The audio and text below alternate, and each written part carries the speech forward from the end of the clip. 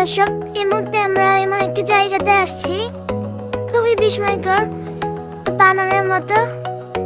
হ্যাঁ, যার আবার হাতটা হচ্ছে মানুষের মতো। আমরা এখন এটার মুখের ভেতর দিয়ে প্রবেশ করব, দেখতে থাকুন।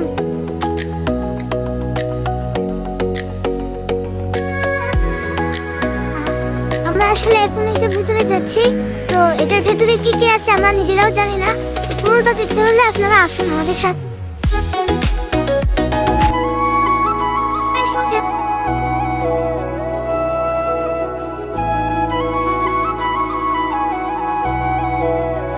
এটার ভেতরে তেমন কিছু নাই, বাট অনেক সুন্দর সুন্দর সিনারি আছে। কিন্তু এই বাড়িটা তো ছিল এক সময় আগে, এরকম সুন্দর লাগতেছে। বাট আমি ভাবছিলাম হয়তো ভয়ঙ্কর মতোই কিছু হবে। আপনারা ঘাবড়াবেন না, আসলে এরকম কোনো কিছু নেই। আরো একটি প্রবেশ মুখ, তো এটার ভিতরে দেখতে চাই। ভিতরে ঢুকে দেখতে পাচ্ছি যে বিভিন্ন ঐতিহ্য, পুরোনো দিনের যে ডাকডোল, সেই সাথে কলস হাতে ঢুকিতে ধান বাগানো হচ্ছে। দেখে বিষয়টা খুবই ভালো লাগলো। গুলো করতেছে, এগুলো দেখতে পাচ্ছি পালকি, সেই সাথে নতুন হাজবেন্ড ওয়াইফ, এদের জন্য তো করবেন সবাই আপনারা। আরো ডানে বামে ঘুরতে ঘুরতে দেখতে পাচ্ছি যে লাঙল দিয়ে হাল চাষ করা হচ্ছে, বাঁশি বাজাচ্ছে।